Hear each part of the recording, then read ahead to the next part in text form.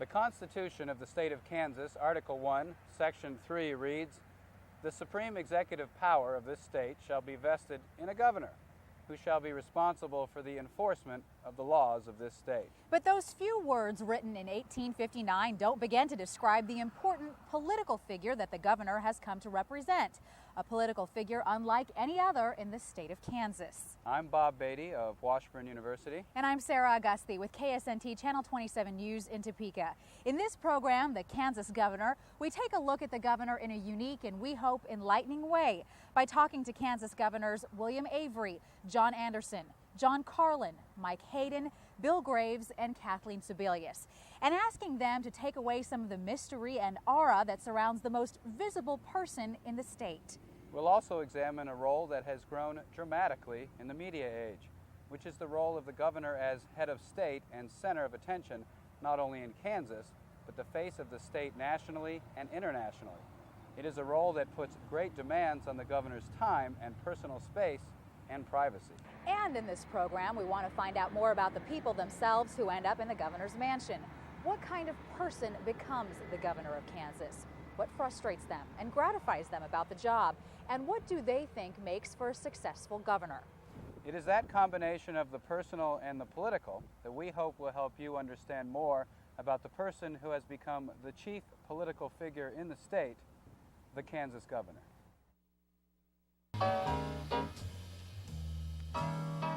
I'm Kathleen Sebelius. I was inaugurated as governor of Kansas, as the 44th governor of Kansas in January 2003. Hello, my name is Bill Graves. I served as the 43rd governor of Kansas from 1995 to 2003.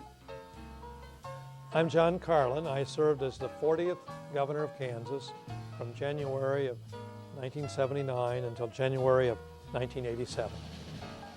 I'm Mike Hayden, and I had the privilege of serving as governor of Kansas from 1987 to 1991. Hi, I'm Bill Avery. I'm a retired farmer from Wakefield, Kansas. I've had some opportunities to serve the people of Kansas in several different capacities, but the one that I am most recognized for, I was the 37th governor of Kansas. And I wasn't governor as long as some others, but quite a few things happened while I was governor, and they are pleasant to remember.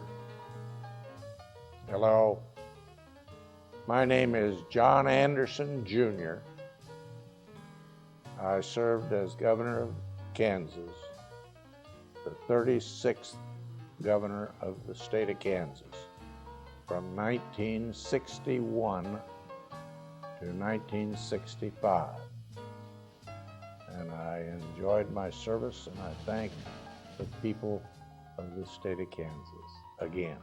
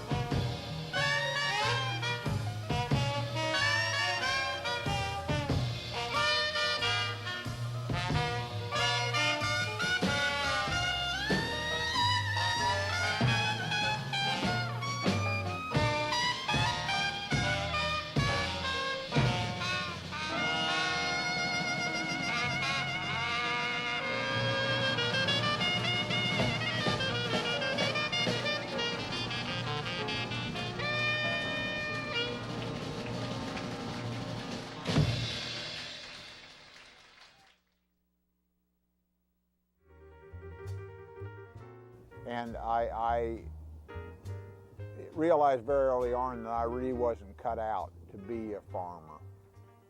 And in fact, I remember very poignantly a story. When we were in school, we had to read an essay, if you will, by Dwight Eisenhower, by President Eisenhower. He had a line in there that I'll never forget. He said, there is more to life than plowing a straight furrow. And that had a big impact on me, and I think probably gave me a vision to look beyond the farm, to look beyond maybe my own community where I grew up. Where do governors come from?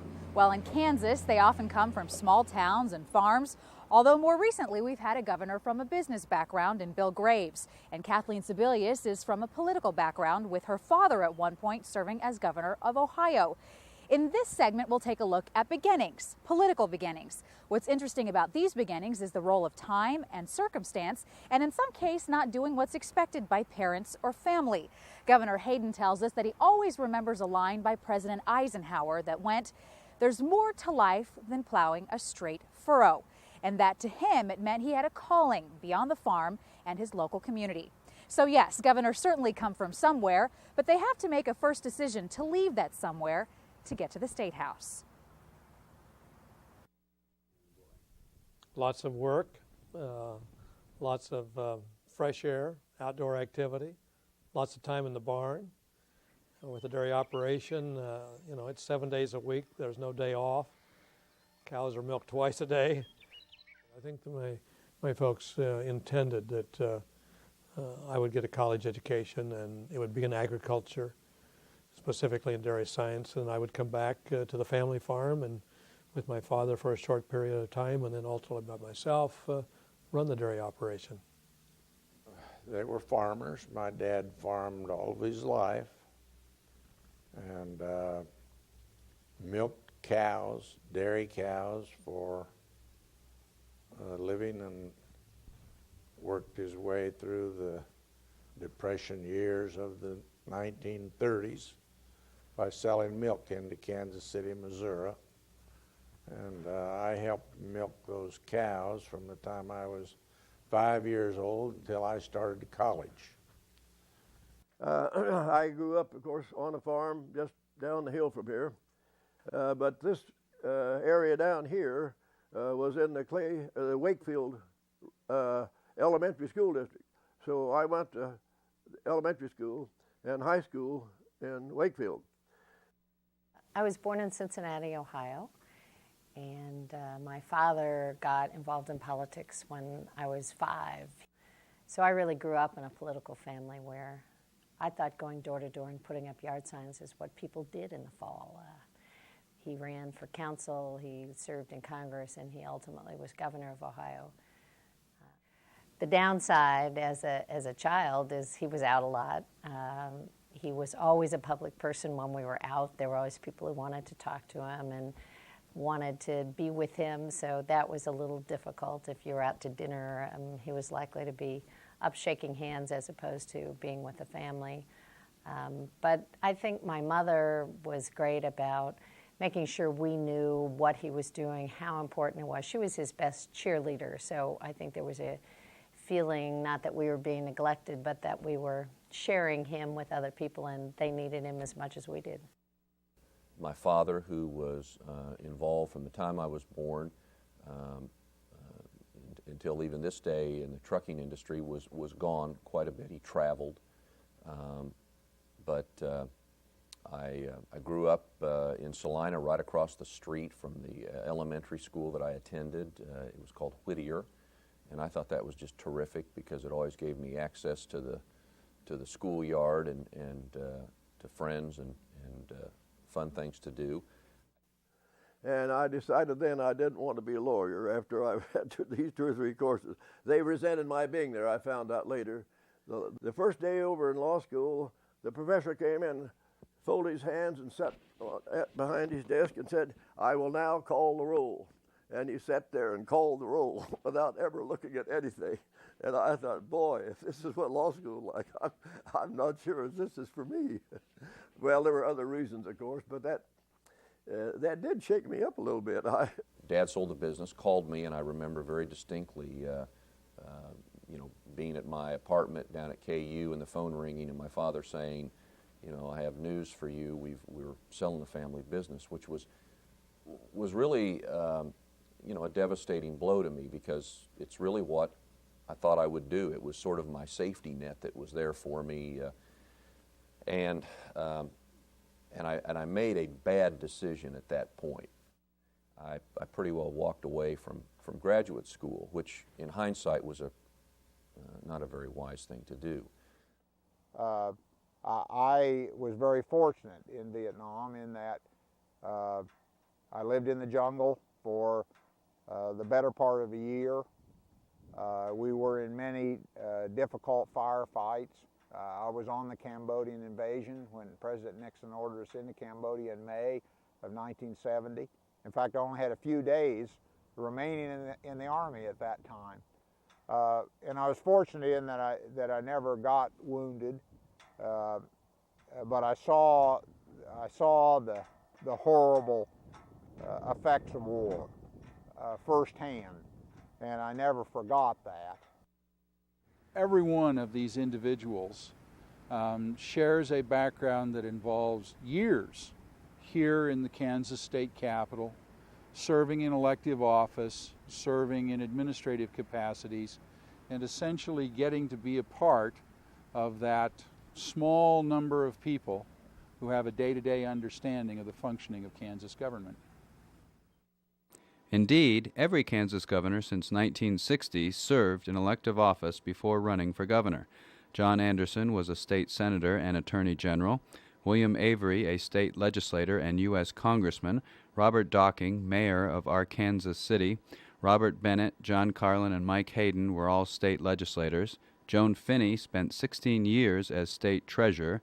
Kathleen Sebelius was a state legislator and state insurance commissioner. And Bill Graves didn't have to travel far when he went from Secretary of State to the governor's office. The great thing about it was in the Capitol. I like to tell the story that my first day on the job, I worked at the state Capitol, and my last day on the job, 22 years later, I was still at the state Capitol. And I don't know that there are many people that have that kind of opportunity.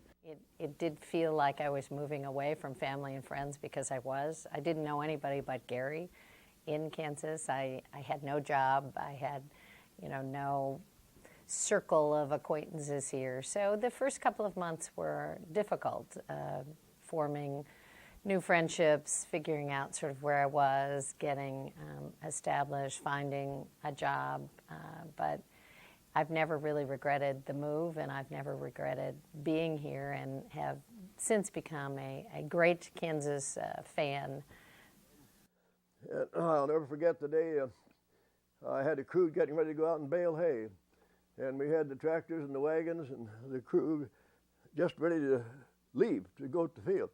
And here were these people from Clay Center down asking me to run for the state legislature.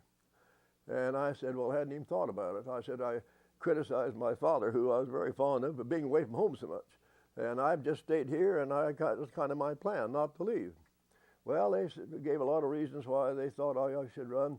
I said, okay, I'll make a deal. If you will guarantee I won't have a primary, I'll probably consider to run. But I don't want to have to campaign in a primary and then possibly campaign in the general election. And they came back in about a week, says, we got it set. You won't have a primary.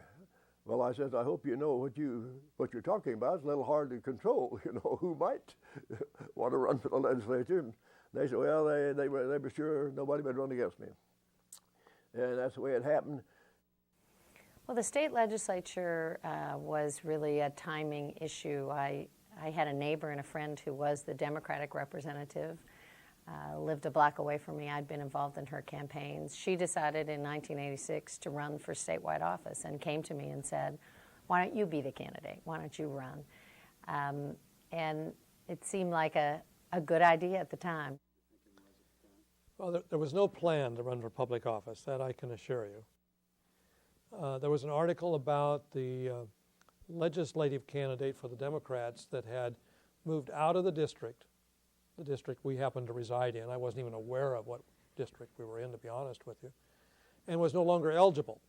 and they associate a dairy farmer with somebody who worked hard and they felt good about, because there weren't any issues, that were dominated at all. It was simply a personality contest going door to door. And there had been a long time incumbent in the insurance commissioner's office. Never had there been a Democrat, never had there been a woman.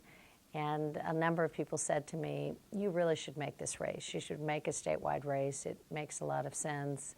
There's an opportunity really to change the office from sort of an insider club where the industry provided all the money for the candidate to a consumer look. And it was kind of a leap of faith to make that run. And I often think about when I went to Congress, we had 6 congressional districts. And I often, I was a new kid on the block. And so they all kind of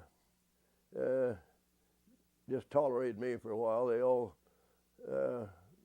I think, thought I was young and too young to be in Congress. I don't know whether my physical presence meant much to them, but my being there meant something to them. And I don't say that unkindly. It's kind of natural that you, for those that have been there a long time, they think these whippersnappers that come back there that they don't know really what they're getting into, and they aren't going to contribute very much, especially if they defeated one of their friends. It makes them hard to appreciate the new member. But the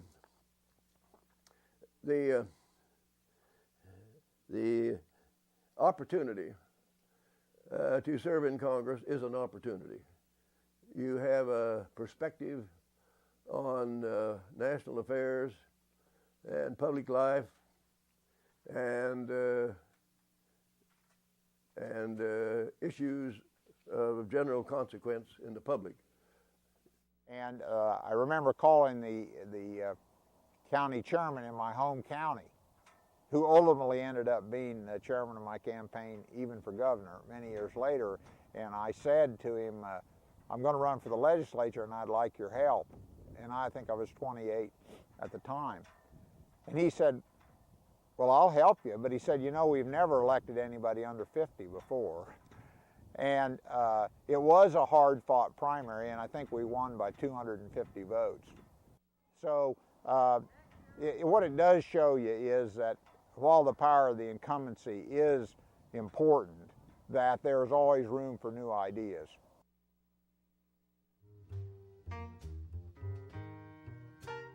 Yeah, that's right. The old saying is that political ambition's like a snake's tail, never dies till sunset. Well. And so it wasn't something I dreamed of as a boy. It was something that I just worked up into. And I was in the right place at the right time. And that's a lot of politics, is timing. I guess, you could have probably stayed in office up in Washington maybe for a long, long, long time. Why did you decide to come back to run for governor? How many former members of Congress do you ever hear about? It's pretty special to have the opportunity to be the governor of your state. I think the first time I was sworn in, I remember my second grade teacher was in the crowd, and I thought, she's probably the most shocked person in the crowd today that Billy Graves has become the governor of Kansas, because I'll bet when I was in her second grade class, she would have hardly imagined. So, in April of 1962, Governor and Mrs. Anderson, their children, and their Shetland ponies moved to the building behind me, Cedar Crest, where Kansas governors have resided ever since. And since 1962, Cedar Crest has come to represent the majesty and special nature of the governor. Special events are held here, including annual Easter egg hunts that draw thousands of children to the lawns surrounding the mansion. But this segment of the program isn't about the building, but wanting to get to the building and the process of getting there. The governor's mansion is a place, but it's also a destination. To Kansas politicians of all stripes, it represents the pinnacle of power. But while many dream of living here, few have successfully made it. What is the ambition that has driven so many to run for the office? How did they make the fateful decision to run? And what do they need to do to win the voters over? Did they jump on one issue and ride it all the way to Cedar Crest? Or did they win them over with a past record in a previous office? As we find out now, the answer is whatever works. And can anybody in Kansas grow up to be governor? Of course. Of course. That's what it's all about. Any child that aspires to do that can become governor, but it takes a lot of luck, and as they say, timing is everything. And you have to be on a zenith in your career when there's an opening and it's tougher than all get out to beat an incumbent. And there have been a lot of people that aspired to be governor that the timing was never right for them and they never got to run. I was never one that would have stayed doing something forever. There were folks in the legislature that had been there for 20, 30 years. That was not something that I would have ever been comfortable with. I know, I didn't have an epiphany. I didn't wake up one morning, probably about 2 years before the end of my second term as insurance commissioner.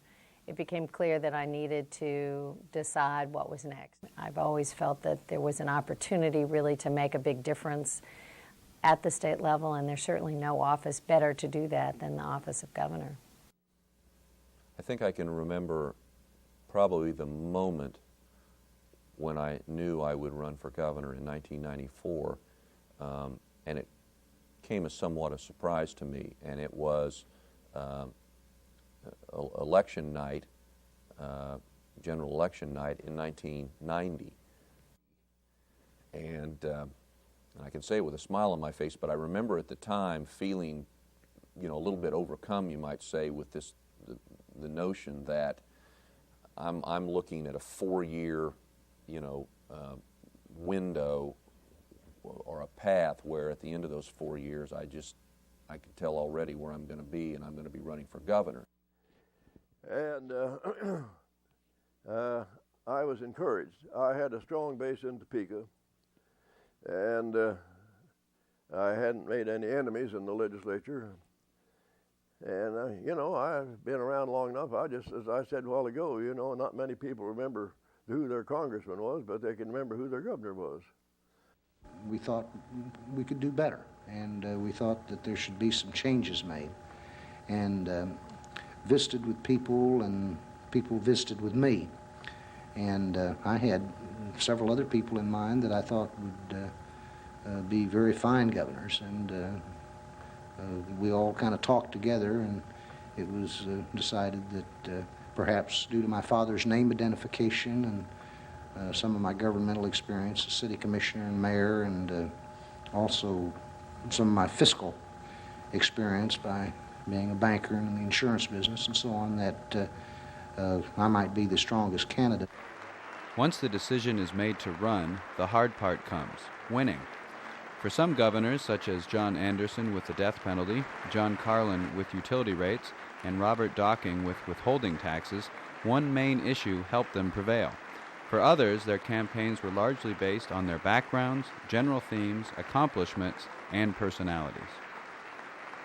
Well, I think, and I will always think this, that people vote for candidate A or candidate B more than based on political party or on issues.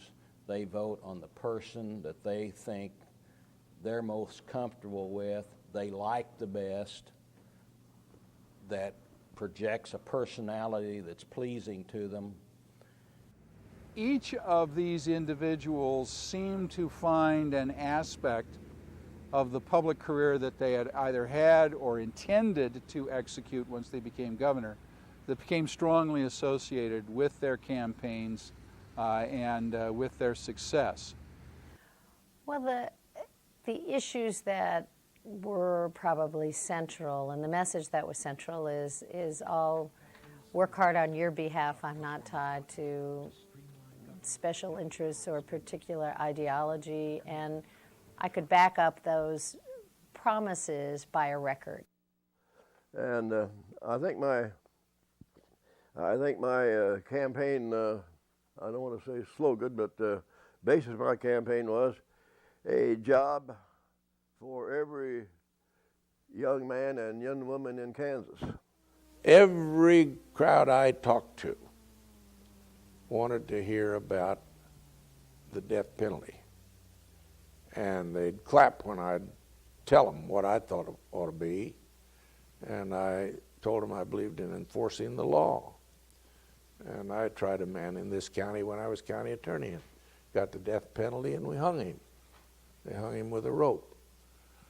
And Paul Wilson came up with a fairly straightforward 30-second commercial of me dressed in sort of work-like clothes, jeans and a work shirt, on a freight dock at the back end of a trailer, talking about, that my father taught me that you had to load high and tight. And that's what I intended to do as a governor, was to insist upon efficiency and effectiveness in our performance. And it was almost embarrassing how the phrase caught on and took off. From that point forward, as I traveled the state, I'd go to a parade, and people along the parade route would, they'd yell, they'd say, "Hey, Bill, high and tight, load them high and tight." And I kind of laugh about it now. I almost get a little tear in my eye, but it was just wonderful. I never would have imagined. And in fact, the day I knew we'd really struck a chord was when my opponent tried to sort of attack the theme. There was a very brief effort at a rebuttal, sort of along the lines of low and loose. And when that happened, I knew we were onto something. We appealed to people with a grassroots approach, small town, agricultural based, concern about and a closeness to the land, and grassroots politics, if you will, really. And we also combined that with somewhat of a populist refrain. That so many Democrats have been elected because the Republican Party's divided. That's how Joan Finney got elected. If the Republicans had, if Mike Hayden hadn't turned off so many rank and file Republicans, he wouldn't have gotten beat, but he had. And so Joan Finney took advantage of that, and Sebelius the same way. The severe, moderate conservative division within the Republican Party, which continues, is what that split more than anything is what elected Kathleen Sebelius. What I knew about Kansans is if you could get a message out, if they really believed you were on their side, if they believed you would work hard for them, they were willing to cross party lines and vote for the person and not necessarily the party. So that was my job, to make sure that I could get up above the dialogue about who's a Republican, who's a Democrat, and talk to them about the issues. And I remember I was eating pizza. I love pizza, and I knew it was going to be a long night, so I had sent out and had some pizza brought over so I'd have something to eat. So I'm sitting in my office at my desk, having some pizza, just sort of, just keeping an eye on things. And Lou came in, and he handed me a wire service story that just basically said, Bill Graves is the governor of Kansas. And it, as you can tell, it still chokes me up today, because it was, you work, and then all of a sudden, boom, you get an affirmation that, and it's not exactly the environment that I thought it would happen in. I could feel it when I was campaigning the last weekend compared to having worked almost 2 years campaigning. You could feel it. I go into bowling alleys, people recognized me, and they were positive. And before, I had to go in, shake my hands, explain who I was, tell them what I was doing, and they were polite. But Now it was like they were connecting, and they connected the issue with the person and the decision they were going to make on Tuesday, and I won. There is a moment where you, in the back of your mind, you say, oh my God, I won. I mean, you know, this is for real now. We have to go and figure out how to do all these things that we know need to be done or that we have said need to be done. And all of a sudden you've been elected to take the mantle of leadership for our state. And it's an overwhelming feeling. It's a very humbling feeling to think that enough people have trusted you to make you the chief executive. You were honored as, I forget what they call you, #1 citizen or something like that. They all stand up when you go into the room. You know, you can't help but think, gee, it's nice to be recognized and all that. But the other side of it is you have these tough decisions you have to make. You're never out of the public eye. You never have a chance to just relax because you have a responsibility 24 hours a day. Your family has to agree to that responsibility because it affects your children, affects your spouses. Your parents may wonder, why did my child get into this job? Politically speaking, governors of Kansas don't just come out of nowhere. Kansas governors are almost always part of the State House family, meaning they've spent some time as a state legislator or in another elected state office. Still, as you'll hear, several governors tell us they're often surprised at some of the aspects of the job, especially at finding themselves elevated to state celebrity status. Upon being elected, governors soon learn that everyone in Kansas not only knows their name, but wants some of their time. Governors also bring to the office their own style, their own way of doing things. And in this segment, we'll also hear how Kansas governors viewed their style of leadership and why they thought that their style worked for them. Style and surprises in this segment of Kansas Governor. Well, people often talk about executive style and whether executives are active or passive in their behaviors. I would have to say that governors in the state of Kansas generally, if they haven't had it before they run for office, they often have an epiphany once they are in office with regard to just how much power they have. They definitely have different styles from what I would call almost policy wonks who wanted to be involved in all of the nuts and bolts of the budget, legislation, everything, and they range from that to those who didn't want to be bothered by any of the details. They wanted aides to present to them the why a law that came to them to be signed was good, bad, or indifferent, and make a recommendation, and they would follow that recommendation. Well, Governor Anderson was more of a hands-off governor. He had an agenda. He set an agenda and then worked with the legislative leadership to implement that agenda.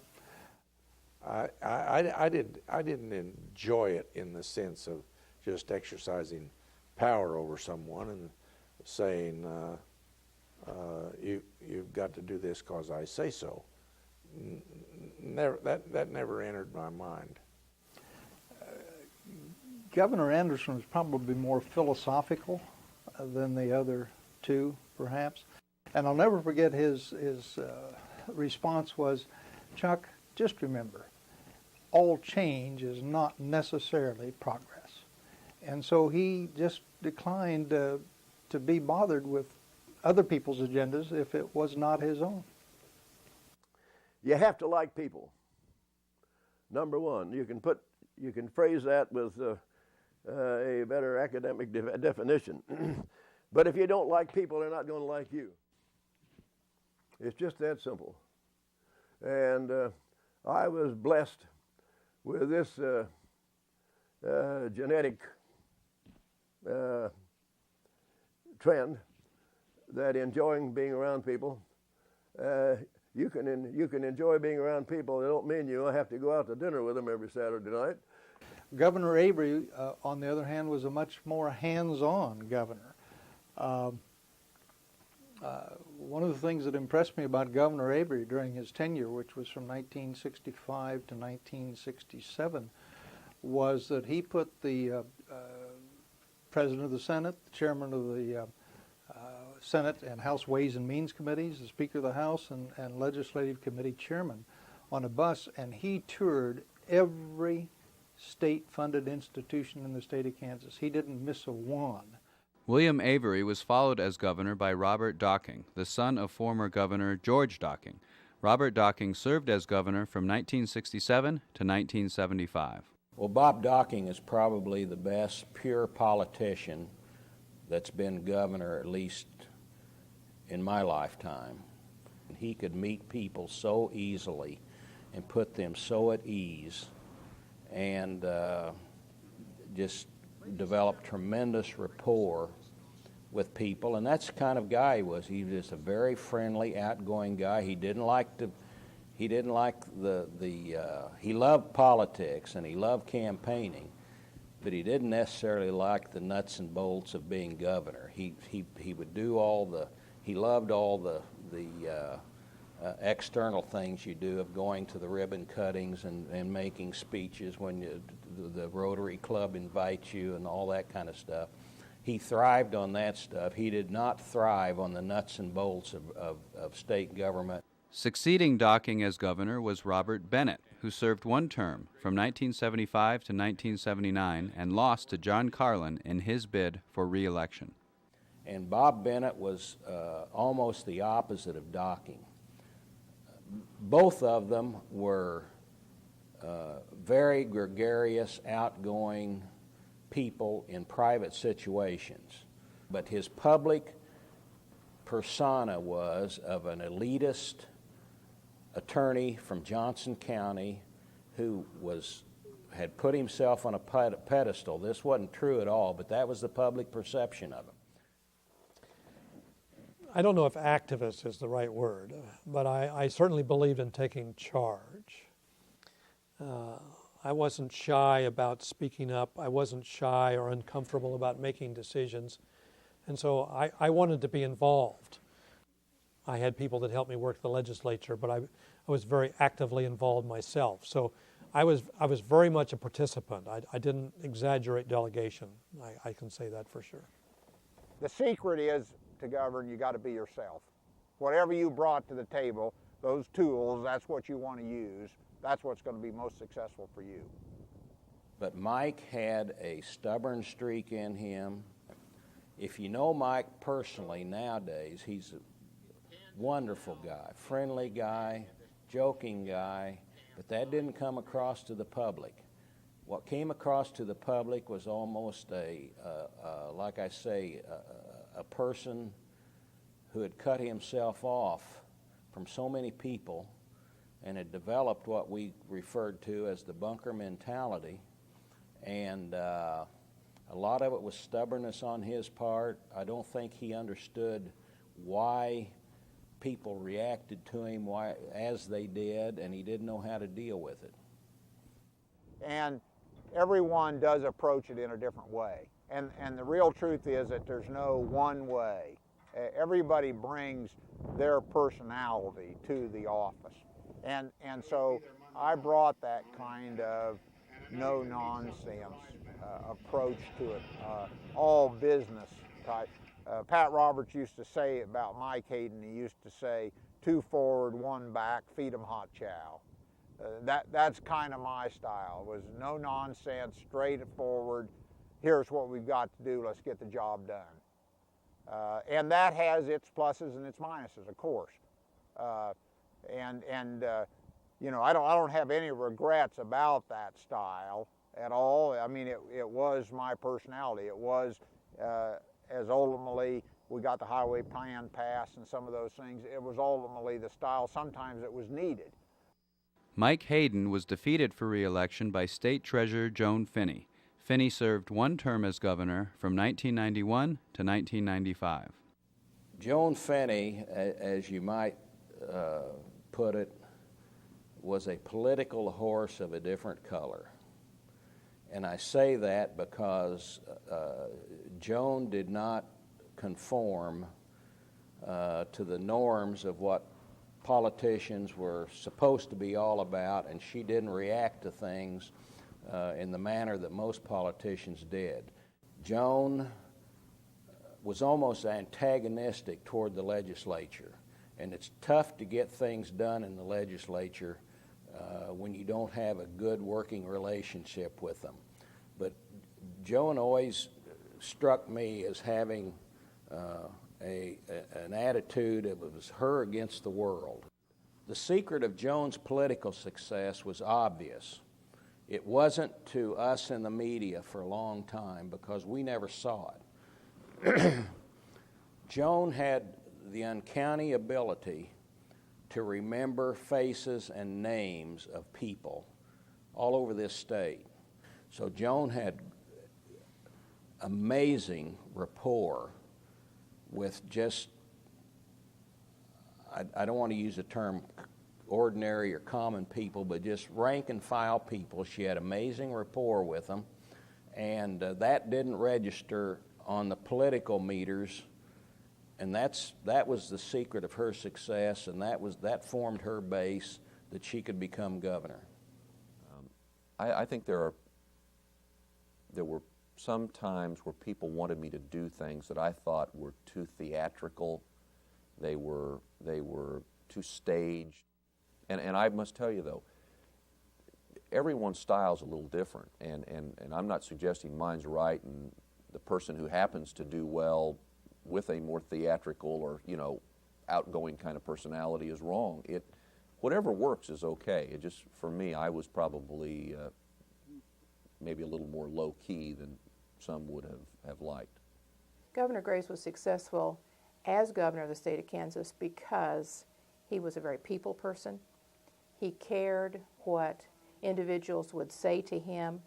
And to a certain extent, I think a governor has to be able to check their own sort of personal ego at the door and let other people shine. Let other people have their moment in the sun. You don't have to be at the forefront of everything. You don't have to get the credit for everything.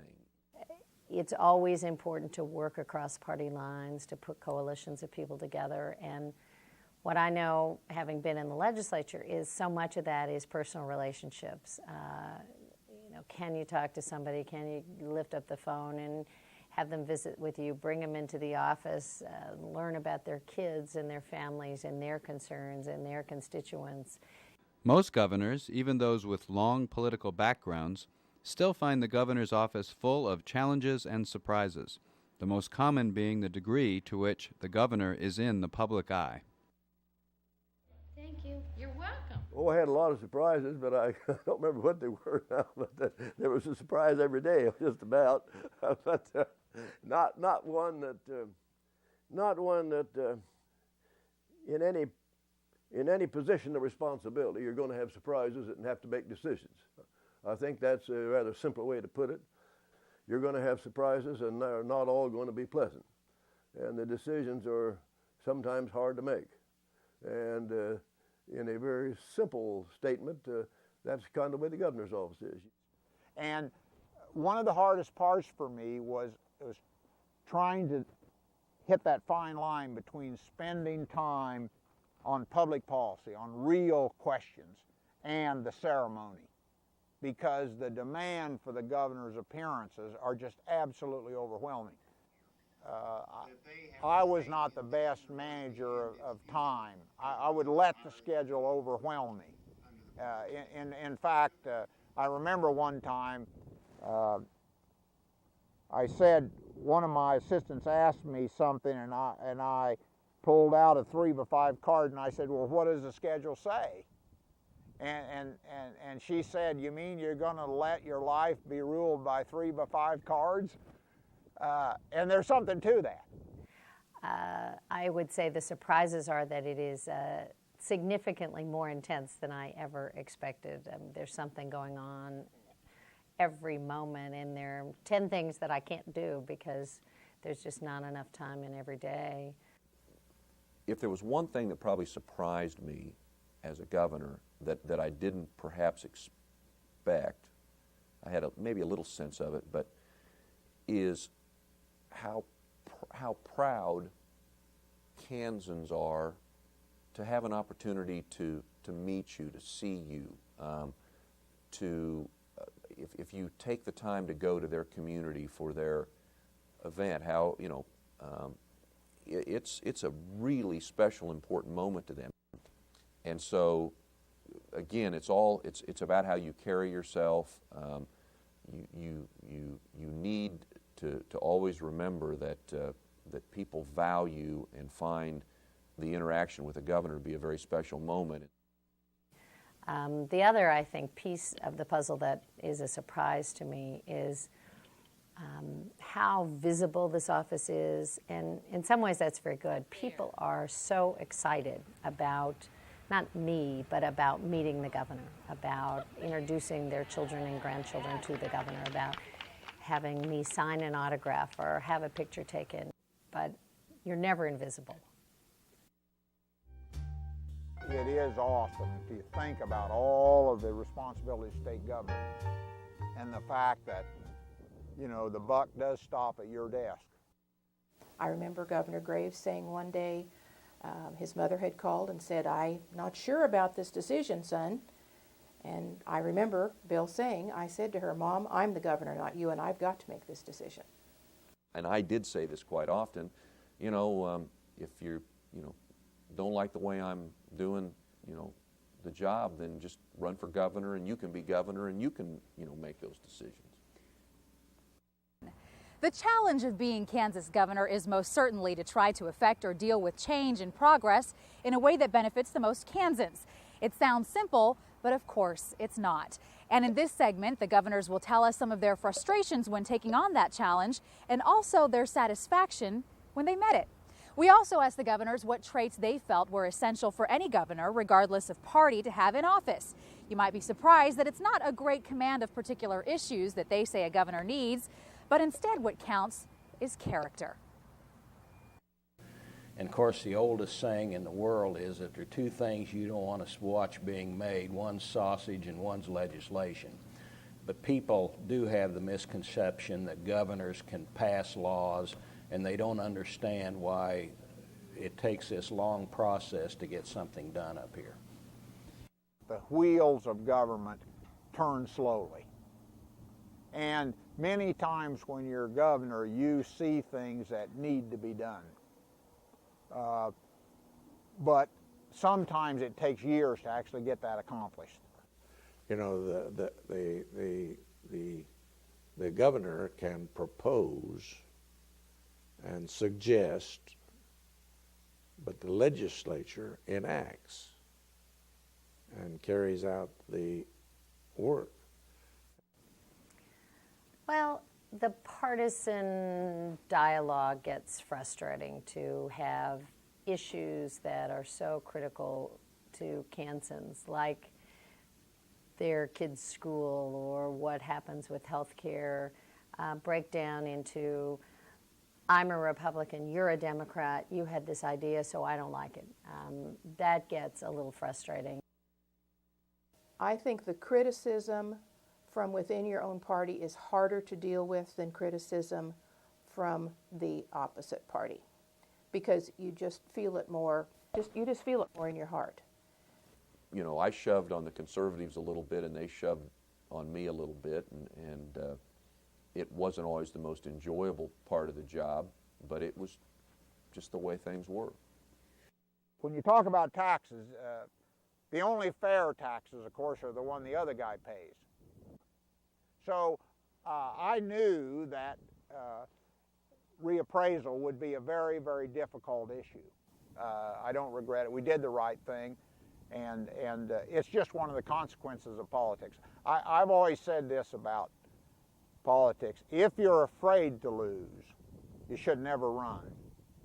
and I've told the people, even though the withholding tax defeated me, it was the right decision, and I would still make it. I might have put it off till after the election. I won't deny that. Had I thought about that. We've been blessed in Kansas. We have elected people of considerable personal integrity and talent. So you start with integrity.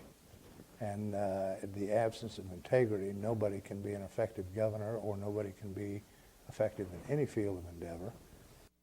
If you don't like people, they're going to have to learn to like you. And if you're not honest and they find it out, they may forgive you, but they're not going to like you. I personally believe people are ready for tough decisions. They're ready for the truth, ready to be told the reality. I would say the next big thing is just figure out how to get along with people, how to bring people to the table. Can you talk to somebody? Can you lift up the phone and have them visit with you, bring them into the office, learn about their kids and their families and their concerns and their constituents. And you need to give it, your very best while you're there, but you need to keep in mind that there is an end. This is not an entitlement. This is not something that you're, going to have forever.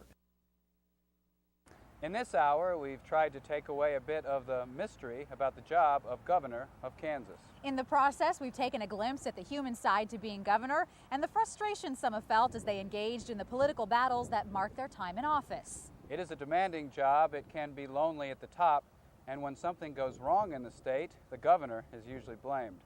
But despite all of this, it is a job many Kansas leaders aspire to, because it allows one person to show leadership for the entire state, where one person can try to help millions of others lead better lives and accomplish great things. Because of this, the governor will continue to play a central role in Kansas politics. And because of this, the media, the legislature, and the citizens of Kansas will continue to pay close attention, not only to the policies governors favor, but to the personal style and character they bring to office. Rewarding. I enjoyed being governor of Kansas. If that's a reward, I enjoyed it. I enjoyed being reelected and being accepted by the people for a second term. That says, in effect, you did all right the first term, so you get another one, and I enjoyed that. Well, I hope they remember that we were all fortunate that we lived through some incredibly prosperous times, and during that time we had the opportunity to do some wonderful things. I mean, I'm very proud of the list of accomplishments. I said we wrestled with tough issues like the issues involving the welfare of children, how we care for people with mental health and mental retardation, developmental disabilities. We restructured the governance of higher education. We launched a new highway program. We cut taxes 6 years in a row, I think. Well, I hope they think that I was on their side working for them, and that I left Kansas a better place than I found it, that their kids have more opportunities, that the economy is prosperous, that we're in a better, more stable economic condition than we were when I walked in the door. That would feel really good. I would want folks to know that if we tried to honestly address the challenges we faced at the time, that we worked very hard to do what was best for the people, that we felt like our responsibilities were not just for the short term but the long term, that we had responsibilities to future generations as well, to do our best in the time in which we had the opportunity to lead what I always have considered the great state of Kansas. I feel exceptionally blessed with having outside work to do that I enjoy doing. rather than sitting around twiddling my thumbs and watching some television program. And at my age, it's rather remarkable that I have the ability. I can't go out and do work like I could 50 years ago, but I can get quite a bit done. And I enjoy doing it. I don't feel sorry for myself. I kind of look forward to it. And I'm exceptionally blessed in that regard, because most people my age are in the armchairs or on the golf course. And now when I write to my friends, reporting something just like I've said to you, I add a sentence, and I still haven't played my first game of golf.